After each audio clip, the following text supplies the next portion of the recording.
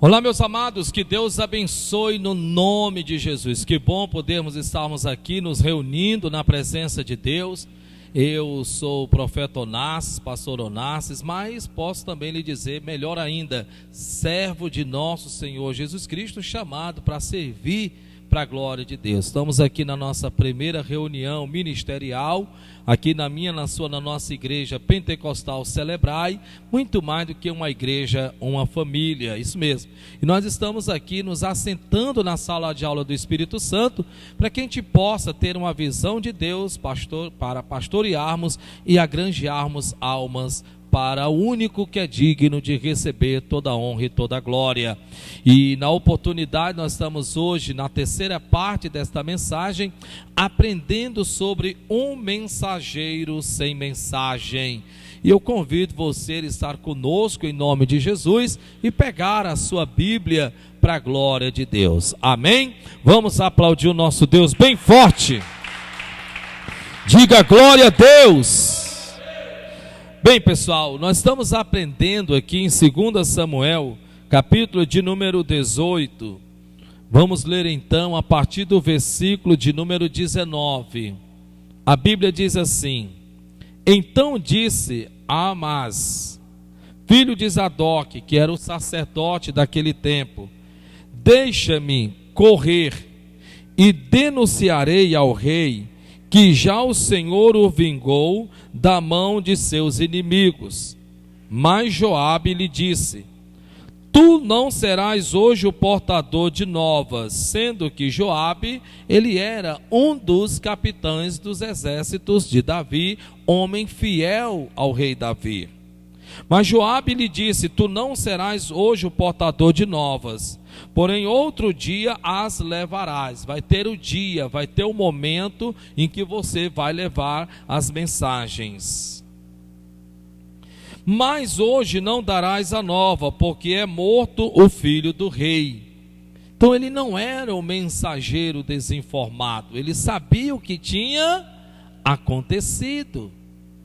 Veja que o próprio Joabe diz para ele, indiretamente, qual seria a mensagem que ele enviaria, não por ele, mas através de outra pessoa, porque o próprio Joabe diz: porque o filho do rei é morto.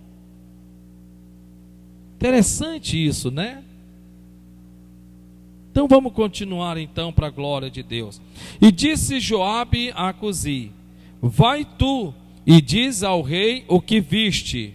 E Cusi se inclinou a Joabe e correu. Ao passo que um está ouvindo, outro não só ouviu, como viu. Veja que a Bíblia está dizendo que Cusi, ele viu e ouviu. Dá para ver a diferença aí entre um e o outro?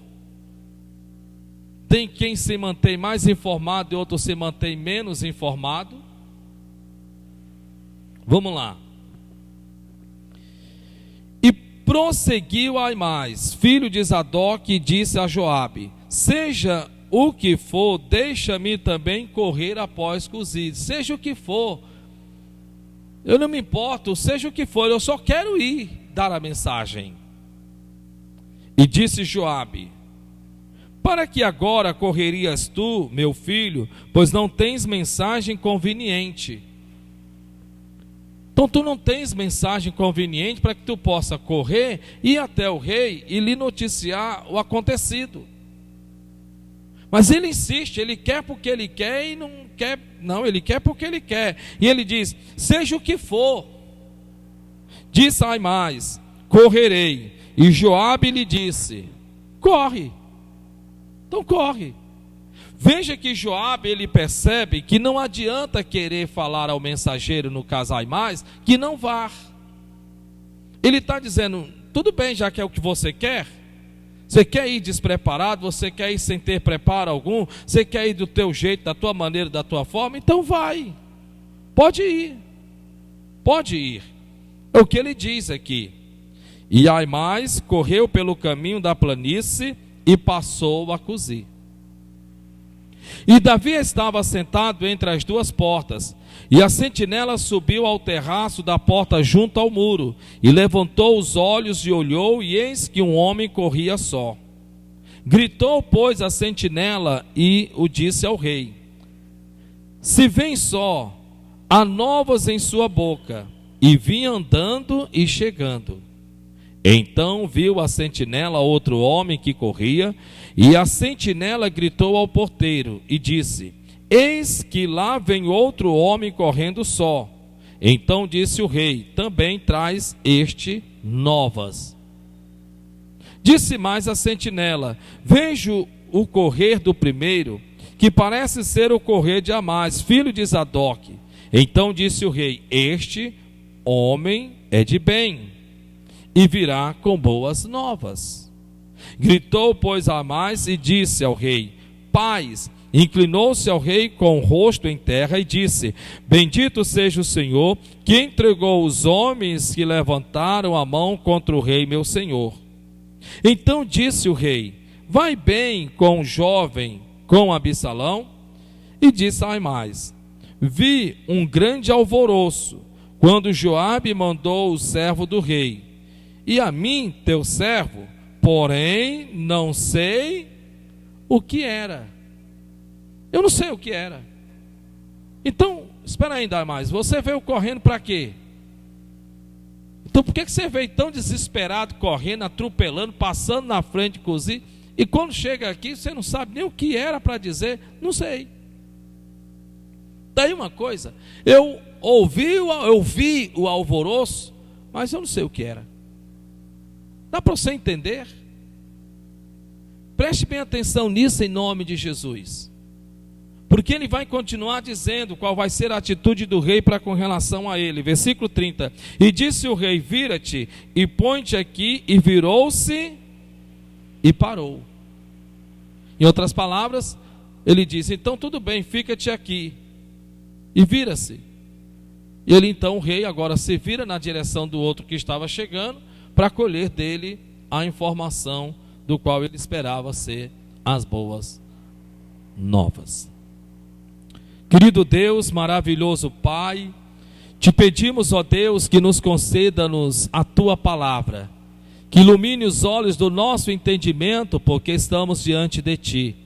Ensina-nos, ó Deus, porque somos os teus alunos. Tira de nós, Senhor, o que impede-nos de sermos o que o Senhor quer que sejamos para pastorearmos o teu maravilhoso rebanho. Te pedimos isso, Pai Santo, em nome de Jesus. E você aplauda Jesus bem forte então. A Bíblia nos mostra Amás, filho do sumo sacerdote Zadok e sucessor ao ministério. Se ele era filho, ele também era sucessor ao ministério. Então certamente um dia ele também seria o quê? Sacerdote. Então vamos lá. Amás, filho do sumo sacerdote Zadok e sucessor ao ministério, nos tempos do reinado de Davi. E o que está acontecendo aqui? Está acontecendo que todos nós sabemos que Absalão, filho de Davi, intentou tomá-lo o reino. Levantou-se contra ele falsas acusações, fez-se de amigo do povo, quando na verdade era verdadeiramente cobiçoso, de torpe ganância. E a Bíblia Sagrada diz que Davi, então, para evitar ter de brigar, lutar, guerrear contra o próprio filho, ele então se ausenta de Jerusalém. Querido, quando é você o pastor que não busca vingança por si mesmo, mas mantém o seu coração diante de Deus, não se preocupe, o próprio Deus irá vingar por você. A Bíblia diz então que consequentemente o próprio Deus então vinga-se no lugar de Davi. Então o próprio Deus, ele vai lá, e nós sabemos muito bem da história, em que agora Absalão, filho de Davi, perde a sua própria vida. Então ele mesmo perde a própria vida, joga a oportunidade em que infelizmente seria dele, se ele verdadeiramente tivesse se mantido diante de Deus. Uma vez que ainda que Deus tivesse dito em que Absalão não seria rei, mas sim Salomão, mas por conta de que também temos que entender que todos nós temos o livre-arbítrio. E querendo ou não, mesmo Deus tendo dito, nós podemos muito bem decidirmos o que nós queremos ou não fazer da nossa vida. Veja que a Bíblia Sagrada diz de forma bem clara, em que o nosso Deus diz: se quiserdes e me ouvides, comereis o melhor dessa terra. Então, a Bíblia nos mostra que foi justamente nesse período em que Amás corre até Davi para dar uma notícia, e quando lá chega ele diz: quanto a mim, eu não sei o que era. Não sei. Então é, na verdade, um mensageiro sem mensagem. Um mensageiro sem mensagem. A Bíblia nos mostra que Amás tem a representar a muitos que partem para fazer a obra de Deus sem preparo e de qualquer jeito. Esse é um dos grandes erros. O grande erro de um pastor não é assumir o seu ministério, não é assumir o seu chamado, não é não dizer no eis-me aqui. Não, ele assume o chamado, ele assume o ministério, ele diz eis-me aqui, mas ele não se prepara para exercê-lo. Ele não se prepara. Ele acha que é só subir no altar e abrir a boca e Deus já vai estar usando, pronto, e acabou. Se não, querido, não funciona assim. Diga para o irmão que está do seu lado: não funciona assim.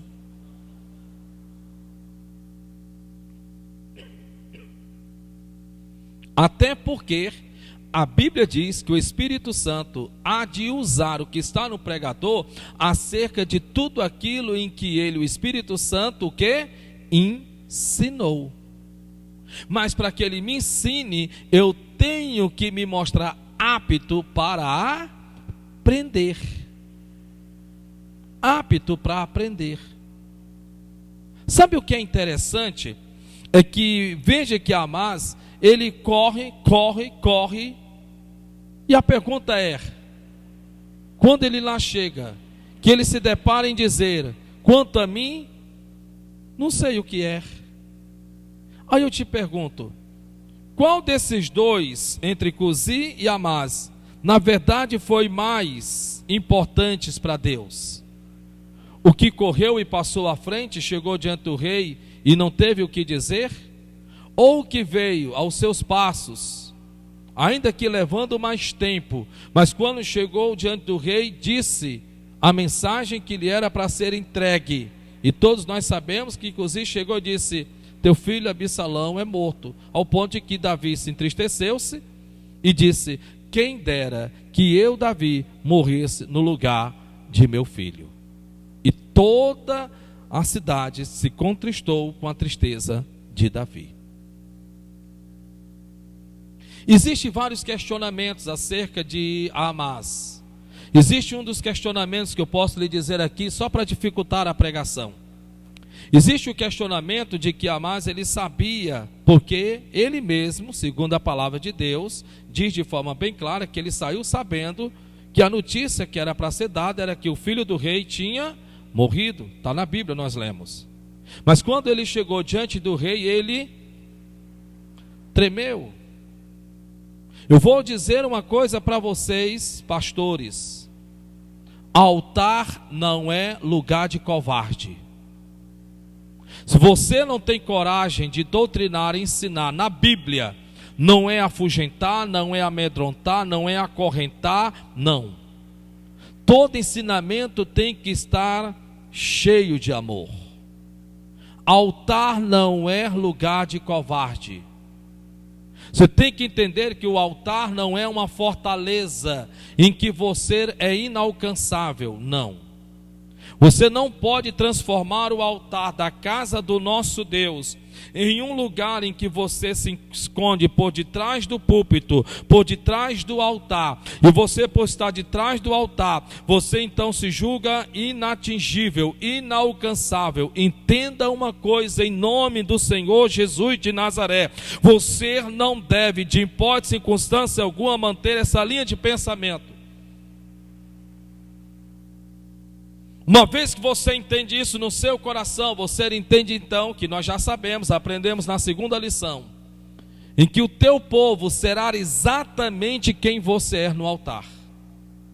Então, se você é uma pessoa tímida, teu povo será tímido.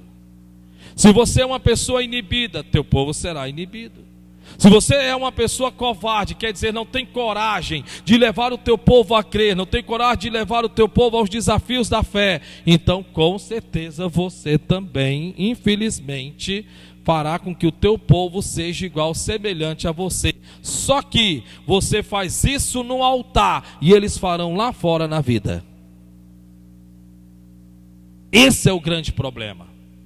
A vida do teu povo será de total transformação e de total mudança. E os resultados virão a partir do que você ensina a eles serem, para que eles mudem lá fora, para que você colhe o resultado aqui dentro. Você tem que entender isso. Lembre-se que este lugar, o qual nós chamamos de igreja, eclesia, que quer dizer ajuntamento de povos, isso quer dizer que é uma grande sala de aula. Eles aprendem aqui, e o que eles aprendem aqui, e como eles aprendem aqui, eles vão praticar lá fora. E se eles não estão trazendo resultados satisfatórios aqui para dentro, me perdoe, mas a verdade é esta, é porque eles não estão sendo ensinados aqui.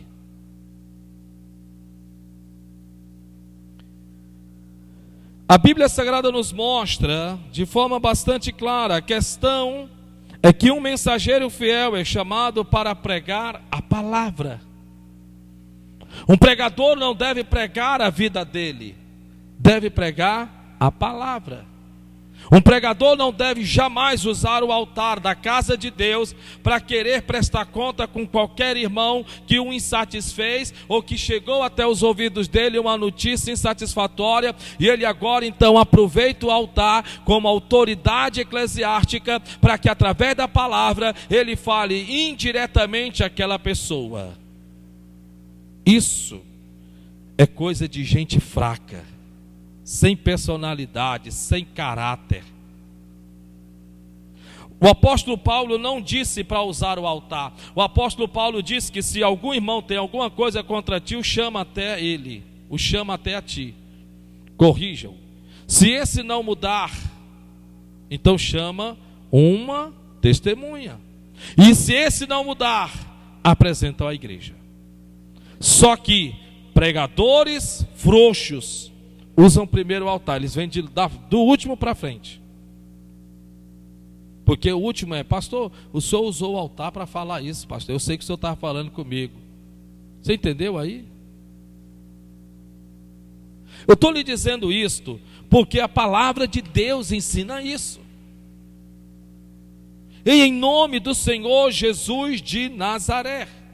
Quantas pessoas não se sentem ofendidas? Quantas grandes ou maravilhosas ovelhas não se perdem com isso? Você não tem que esperar com que as ovelhas tenham paciência com você. É você que sempre tem que ter paciência com as ovelhas. Vou repetir, você não deve esperar que as ovelhas tenham paciência com você. É você, pastor, que sempre tem que ter paciência com as ovelhas, porque vos darei pastores que apacentarão, terão paciência de montão. Diga glória a Deus. Glória a Deus. A mais tem a representar a muitos que partem para fazerem a obra de Deus sem preparo e de qualquer jeito. A mais representa muitos pastores assim, que acham que agora estão com o microfone na mão, abrem suas Bíblias, sobem no altar e vão começar a pregar, e é Deus já que está usando, e o povo vai crescer. O povo não funciona assim, não é dessa forma. A Bíblia nos mostra que Amás não teve o que dizer quando consultado pelo rei, dizendo: quanto a mim, não sei o que era. Irmãos, quanto mais sábio o pregador, mais ensinou sabedoria ao seu povo. Mas quanto mais falta de conhecimento, também deixou de ensiná-los. A pergunta era, olhe para o irmão que está do seu lado e diga: que tipo de mensageiro é você? De novo, que tipo de mensageiro é você? Cozi, que corre sem pressa de chegar, mas está levando a mensagem para o rei.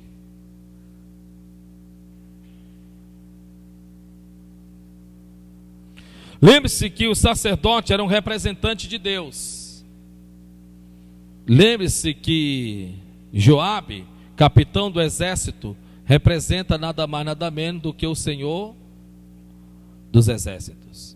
E o rei é o povo a quem a Bíblia diz, está escrito: e a vós vos fiz reis e sacerdotes. E nós, os mensageiros, somos aqueles que Deus comissionou para levar a mensagem. Que tipo de mensageiro é você? A Bíblia nos mostra que o pregador fiel se destaca majestosamente como um solo sagrado. Diga isso aqui, é importante. Diga comigo pela misericórdia. Diga: o pregador fiel se destaca majestosamente como um solo sagrado, pois muitos, antes dele ser um transmissor, ele é um recebedor. Antes de um pregador ser o transmissor, ele tem que ser um recebedor, mas para isso ele tem que ser um solo sagrado. Se você não é um solo sagrado, um recebedor, para ser um transmissor da palavra de Deus, se você é a pessoa em que você não busca o conhecimento, então o que você vai ter para transmitir pelo amor de Deus? O que você vai ter para ensinar por tudo quanto é mais sagrado? Para um pouco e pense.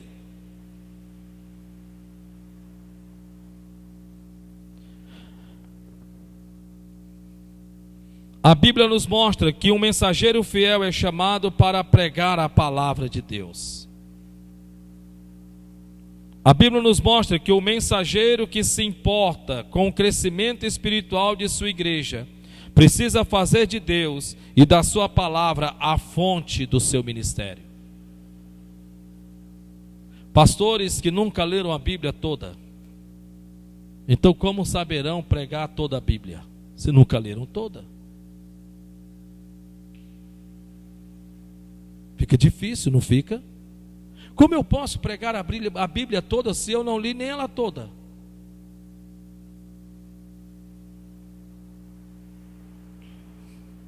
Então, em nome de Jesus, mensageiro que se importa com o crescimento espiritual da sua igreja, precisa fazer de Deus e da sua palavra a fonte do seu ministério. Provérbios capítulo de número 4.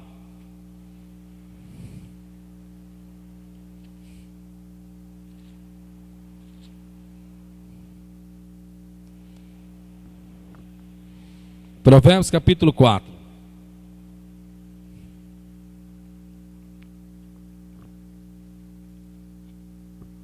Versos que eu quero que você guarde. Eu poderia ler muitos outros, mas eu acredito que esse daqui, no nome de Jesus, vai nos ajudar e muito. Amém? Eu queria que você lesse para mim, por gentileza, Provérbios capítulo de número 4, versículo de número 7. Eu quero que você leia aí, por favor, em nome de Jesus.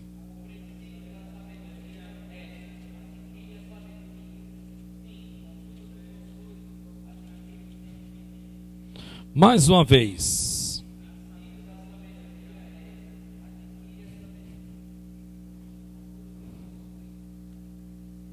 Uau! O que que você mais possui para você adquirir conhecimento?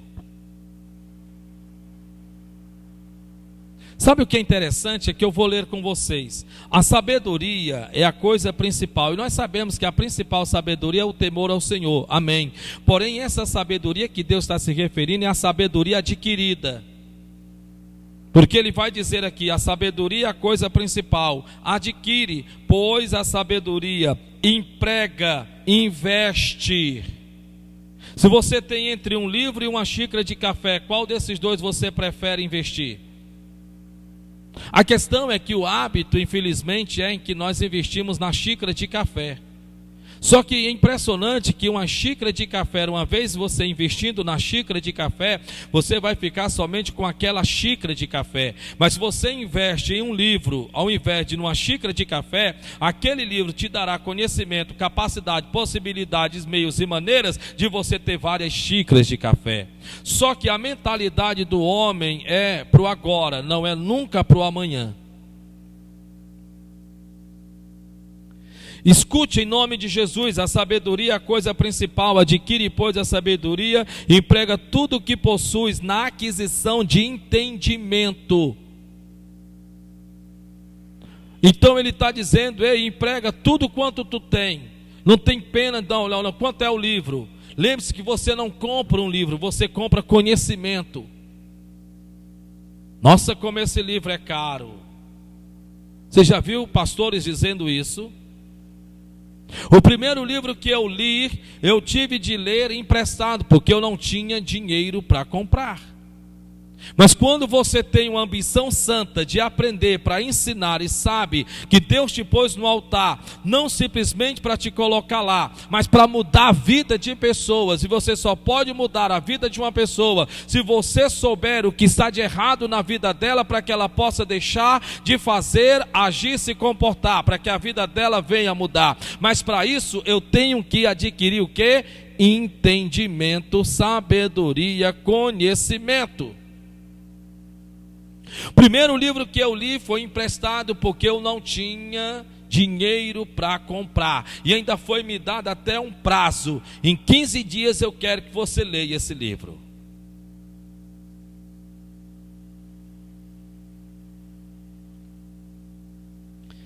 Lê o versículo 8, porque que Deus pede que a gente empregue tudo quanto tem na aquisição da sabedoria e do entendimento e do conhecimento. Versículo 8, o que isso vai acontecer na tua vida se você sair daqui hoje decidido: a partir de hoje, Senhor, eu vou mudar meu estilo de vida como pregador, como pastor. Lê o versículo 8, por favor.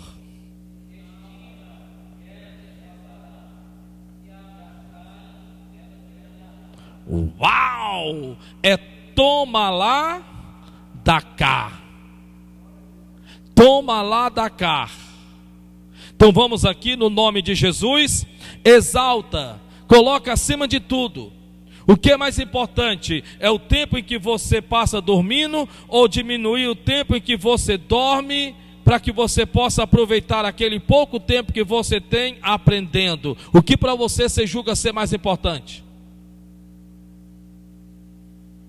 Lembre-se que a tua mente é econômica. Ela irá fazer de tudo para fazer você manter-se em nada sei, nada sei, nada sei. Mas você está correndo como a Amás. Você está correndo e está com raiva do povo da igreja. Você está com raiva dos membros da igreja, porque não está obtendo o resultado que era para você obter. Porém, querido, você tem que entender como é que o povo muda se você não tem o que ensinar. Nossa, eu já devia ter sido promovido. Nossa, eu já devia ter sido assado, cozido e mal passado. Nossa, eu já devia ter sido aquilo. Nossa, eu já devia ter sido aquilo. Sabe por que não é? Não é porque Deus não quer, porque Deus não vê preparo em você.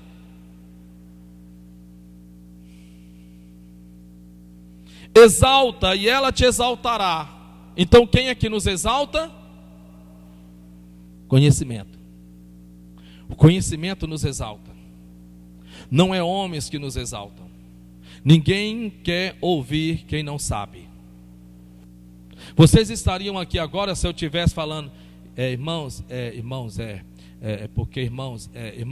bem, olha, vocês sabem, né, irmãos? O povo não quer saber das tuas dificuldades. O povo não está ali para ouvir as tuas dificuldades. O povo está ali para ver alguém que tem fé, para que eles possam seguir, para que eles possam entender que Jesus Cristo está através daquela pessoa, o pregador.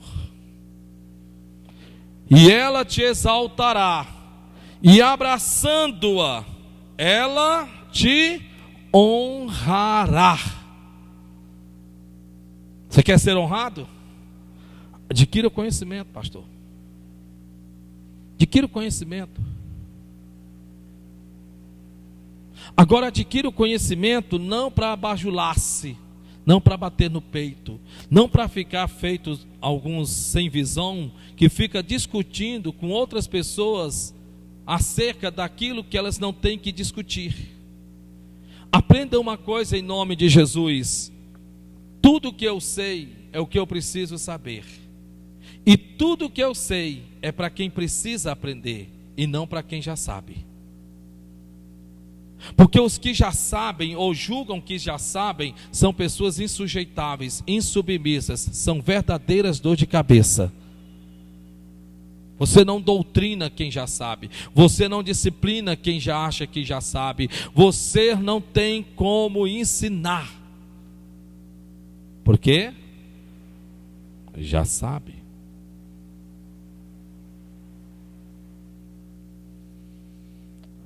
Versículo 9, recompensa. Leia, por favor, 1, 2, 3 e já.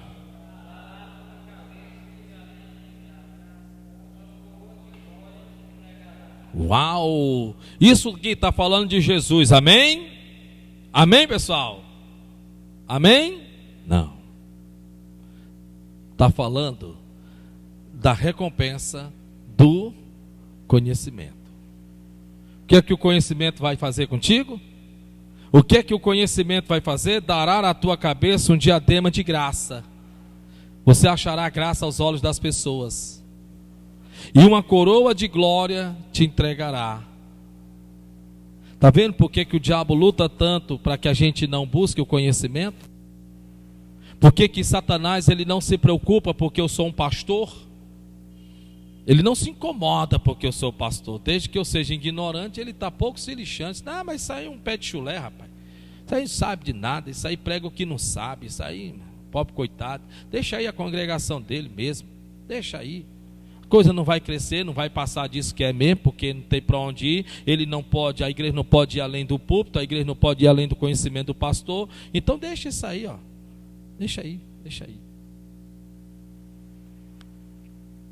Eu quero que você abra a sua Bíblia, eu encerro aqui em nome de Jesus, em Salmos 49.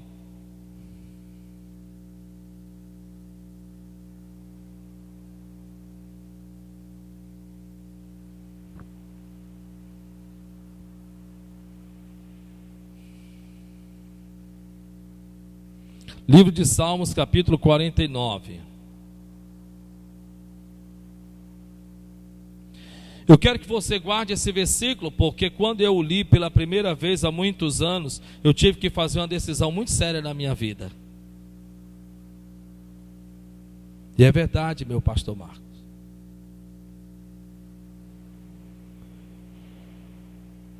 Lieudo, Rafael, Micilândio. Então leia esse versículo. Versículo de número 20.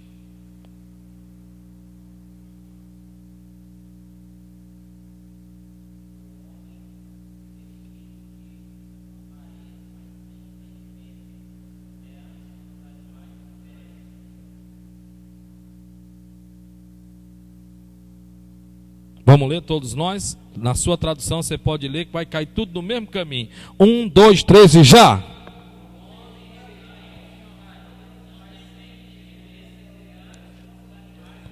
De novo.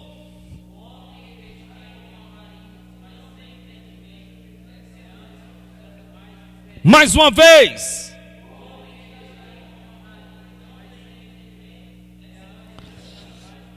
Micilândio, lê só você.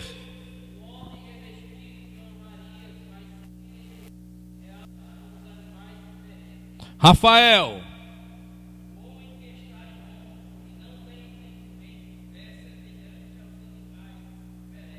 Lieudo.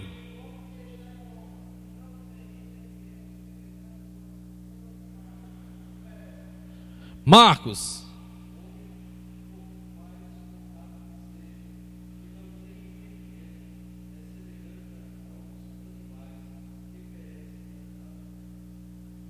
Diante.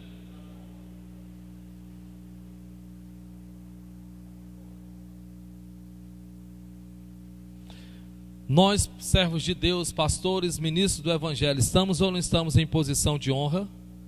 A uns Ele deu como pastores, apóstolos, evangelistas, profetas e doutores. Eu os coloquei em posição de honra. Mas vocês preferem serem como animais, que não têm entendimento, por isso perecem. A culpa nunca foi de Deus, sempre foi nossa.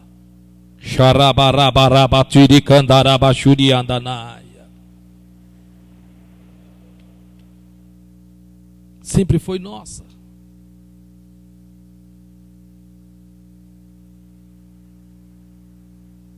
Ok.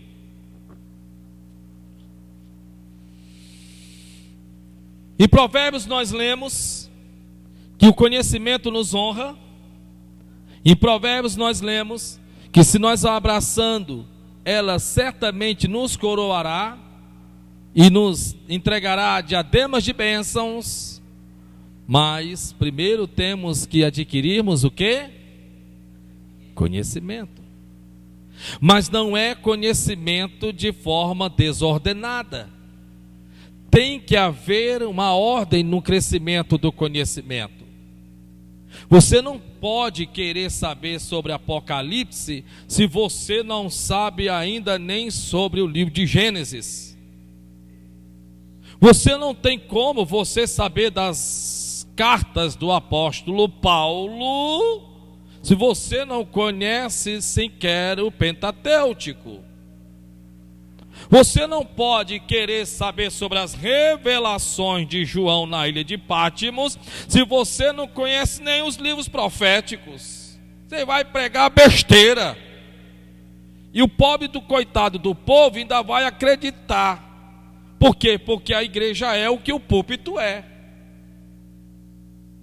Você não pode pregar sobre uma pessoa se não conhece a vida dela. Jesus Cristo, Mateus, Marcos, Lucas e João. Você não pode. Você não está autorizado para isso.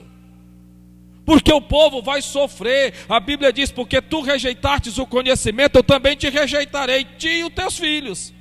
Quem são os filhos? Os filhos não são simplesmente os filhos nascidos através do ato sexual. São os filhos em relação ao ministério.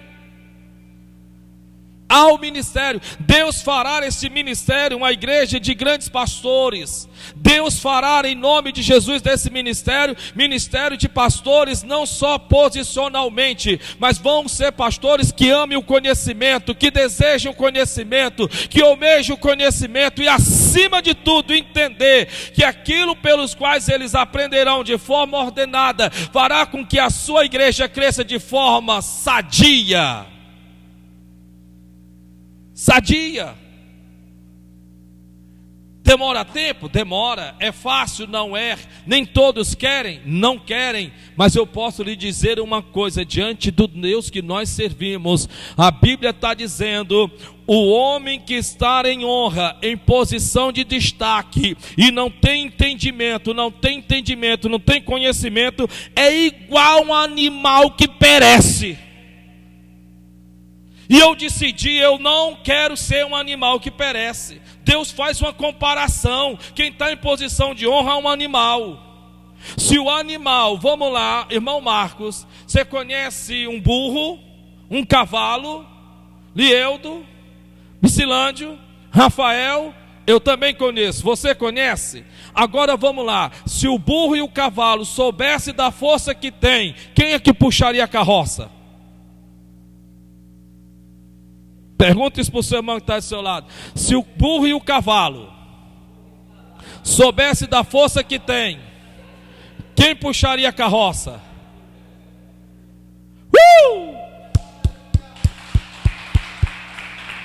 Aleluia! Se o burro e o cavalo soubesse da força que tem, ele olharia para trás e disse assim: nego velho, não leva mal não, vem para cá, eu vou para aí. Ele: bora, Bora! Vamos!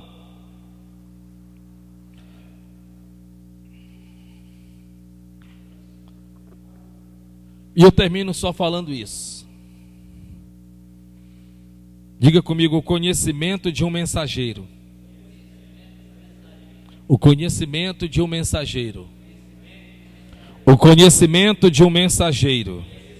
O conhecimento de um mensageiro não vem com o tempo.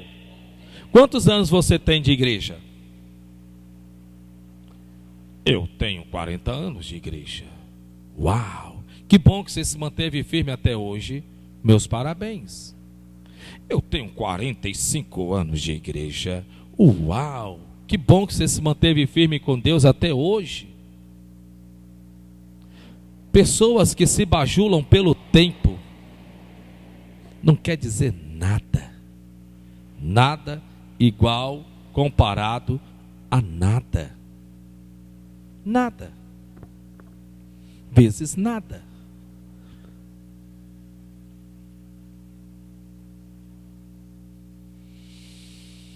O conhecimento de um mensageiro não vem com o tempo.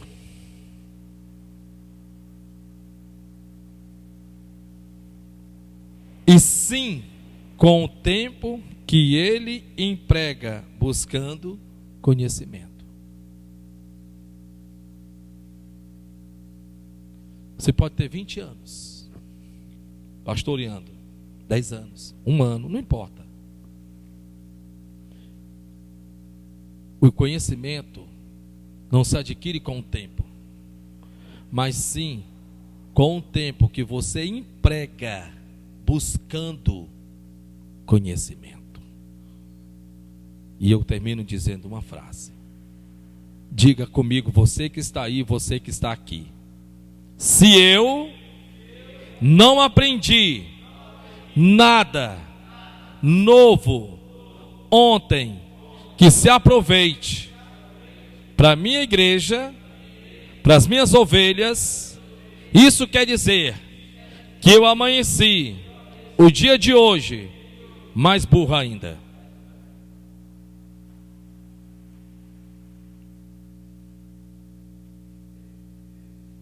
Estão vendo onde se meteram? Se eu não aprendi nada de proveito ontem, porque não é só dizer que eu aprendi, tem que ser algo de proveito. Então, se eu sou mecânico e eu passei o dia todo ontem aprendendo sobre culinária, do que isso vai me adiantar na área em que eu trabalho? Me diga. Nada. Porque eu não posso, eu tenho que entender isso, eu tenho que saber crescer de forma ordenada. Então, no que eu vou empregar o meu tempo? Em um aprendizado que condiga com aquilo que eu estou vivendo. Isso é importante. Então, para um pastor se espera que seja apto, que maneje bem a palavra da verdade, do que não tenha do que se envergonhar. Então, em nome do Senhor Jesus de Nazaré, o conhecimento de um mensageiro não vem com o tempo, e sim com o tempo que ele emprega buscando o conhecimento. E qual é o tempo que você tem empregado para buscar o conhecimento? Ah, mas pastor, o senhor tem que entender que o meu trabalho puxa muito de mim, o meu trabalho é muito exaustivo, o meu trabalho é muito cansativo, então deixe de querer ser pastor. Deixe de querer ser pastor, seja um membro. Porque para nós assumirmos o ministério, para nós assumirmos o pastoreado, para nós estarmos sobre o altar, nós temos que entender que nós somos agentes transformadores de vida. Nós, pastores, somos agentes transformadores de vida. Nós, pela palavra de Deus, pelo Espírito Santo, pela pessoa de Jesus Cristo, meu Deus, eu vou lhe dar exemplos. Jesus Cristo transformou uma prostituta, vou até abrir a boca bem grande, uma prostituta em uma missionária. Jesus Cristo transformou uma que estava com o marido de outra mulher em uma missionária. Sabe quem? A samaritana.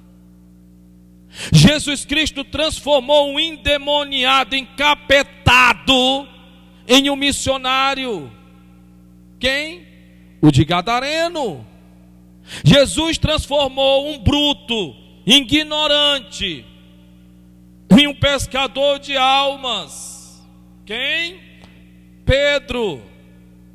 Jesus Cristo transformou um tardio em crer em um homem de fé, Tomé. Jesus Cristo transformou um perseguidor da igreja em um mártir, Saulo de Tarso, chamado agora de Paulo.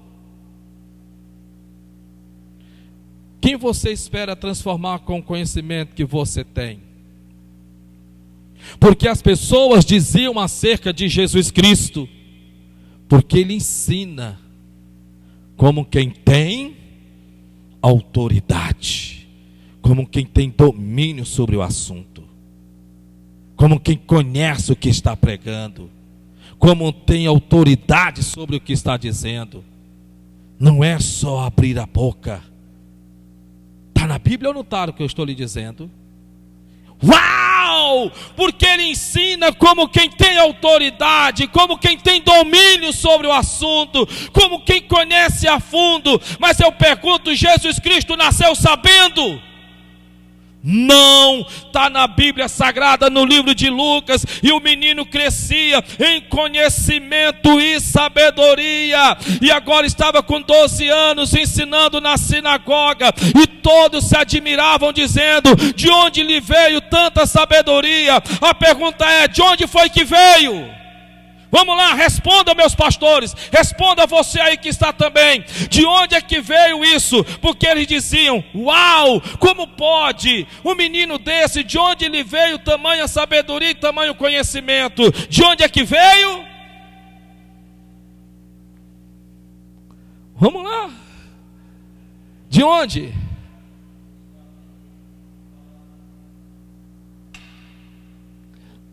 Da única Bíblia que ele tinha para ler. Sabia disso? Qual era a única Bíblia que ele tinha para ler? E aí, pregadores? Isso é a EIOU de todo pastor. O Velho Testamento. Por que ele soube falar para Satanás o que estava escrito? Por que ele corrigia, disciplinava e doutrinava sacerdotes, escribas e fariseus? Porque também não está escrito na lei de Moisés?